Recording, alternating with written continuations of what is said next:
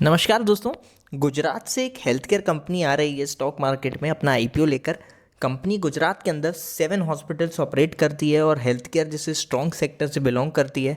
Company का नाम है Gujarat kidney super speciality limited. अब सवाल सिंपल ये है कि क्या इस आईपीओ में पैसा बन सकता है या फिर सिर्फ एक नंबर्स का खेल यहाँ पर नज़र आ रहा है। आज के इस वीडियो में हम इस आईपीओ को ग्राउंड लेवल से एनालाइज करेंगे ताकि आप एक इन्फॉर्म्ड डिसीजन ले सकें।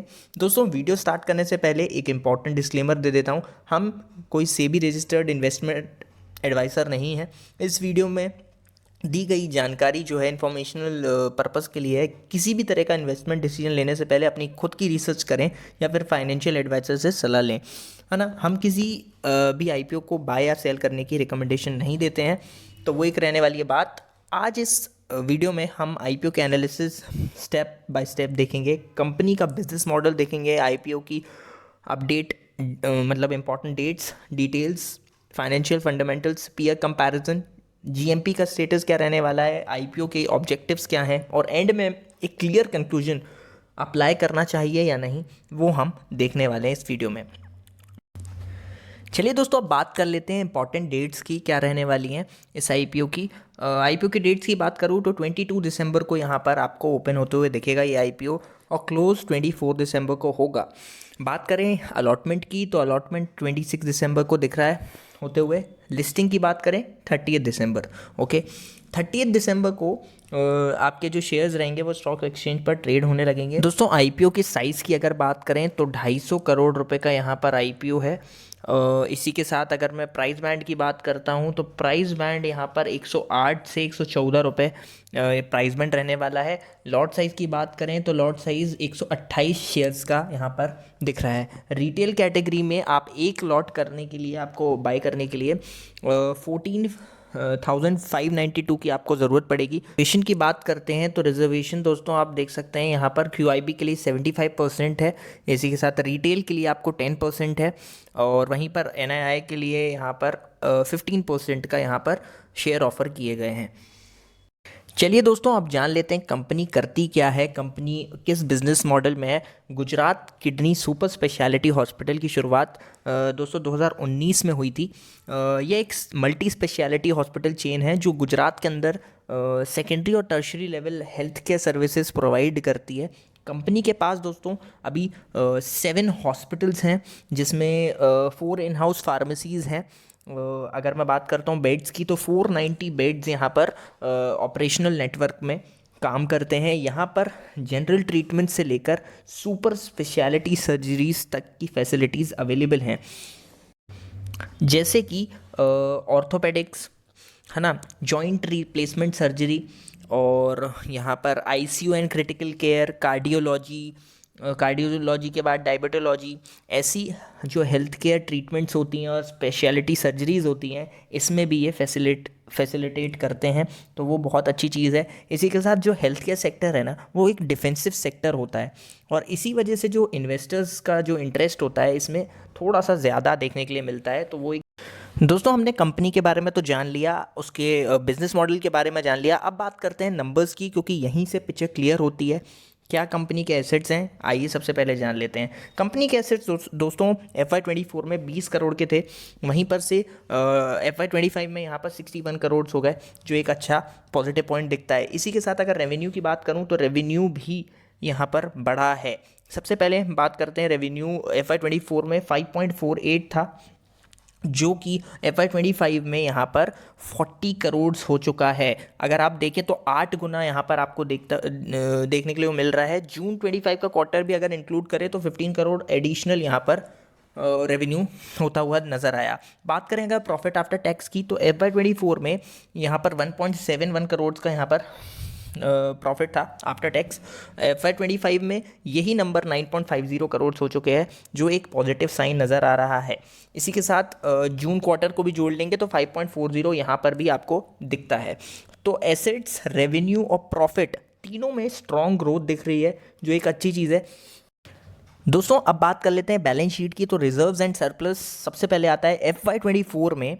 यहाँ पर 10.60 के यहाँ पर रिजर्व्स थे, जो बढ़कर 25 में, अगर मैं अभी जून तक की बात करता हूँ, तो 19.40 यहाँ पर करोड़ के रिजर्व्स हो चुके हैं।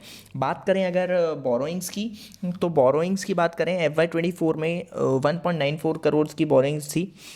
जून 25 में यहाँ पर 4.03 करोड़ की हो चुकी हैं, जो बोरोइंग्स बढ़ चुकी हैं। तो कंपनी पर लोन है, लेकिन मुझे लगता है कि ये मैनेजेबल है अभी। चलिए दोस्तों अब जान लेते हैं इसके फंडामेंटल्स कंपनी के। आरओई की बात करता हूँ अगर, तो आरओई 36.61% दिख रही है।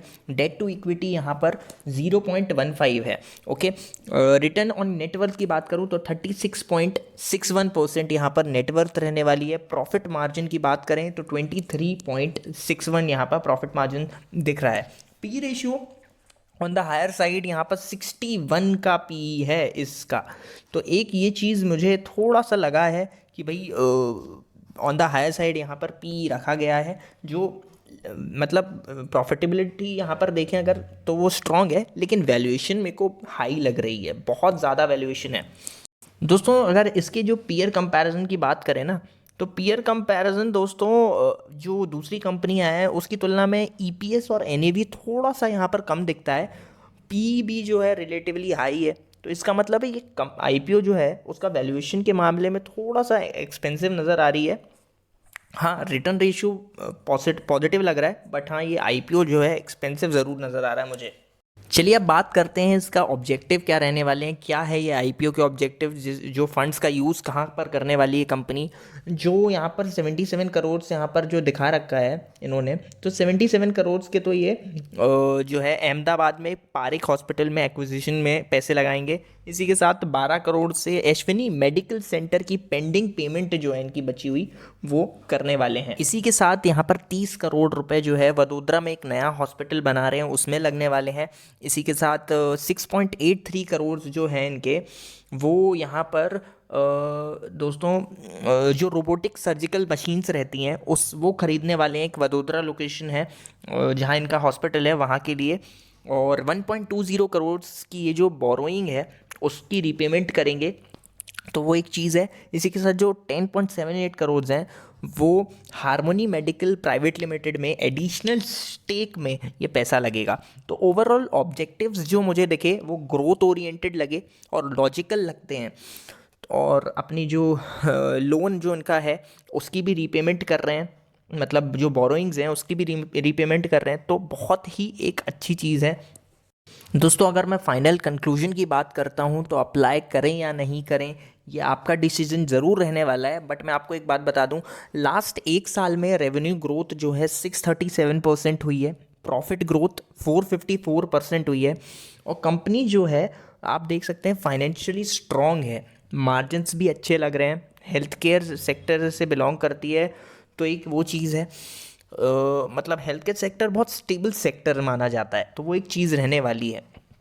तो कंसर्न क्या रहने वाली है भैया, वैल्यूएशन जो है वो थोड़ी सी जो है ओवर प्राइस लग रही है मुझे अभी इस समय पर। और वर्डिक्ट क्या रहने वाला है, तो अगर आईपीओ के सेकेंड डे तक जीएमपी पॉजिटिव दिखता है तब रिटेल इन्वेस्टर्स अप्लाई कर सकते हैं या सोच सकते हैं अप्लाई करने का। मैं तो ये आपको एडवाइस दूंगा कि थर्ड डे तक आप देखें क्या रहने वाली है मार्केट की स्थिति, उसके बाद एनालाइज करके अपने हिसाब से डिसीजन लें कि आपको इन्वेस्ट करना है कि नहीं। और थोड़ा वेट एंड वॉच अप्रोच इस पर्टिकुलर आईपीओ में बहुत अच्छा रहने वाला है। दोस्तों अगर आपको ऐसी ही डीप और हॉनेस्ट आईपीओ एनालिसिस पसंद आती है तो वीडियो को ज़रूर लाइक करिएगा और चैनल को सब्सक्राइब ज़रूर करिएगा, क्योंकि इससे हमको मोटिवेशन मिलती है एक नया एक और बहुत अच्छा डिटेल्ड एनालिसिस लाने का आपके लिए। आपको कोई भी डाउट्स या क्वेश्चंस हो तो कमेंट सेक्शन में ज़रूर पूछिएगा, मैं हर कमेंट का जवाब देने की कोशिश ज़रूर करता हूँ। मिलते हैं नेक्स्ट वीडियो में, तब तक के लिए टेक केयर।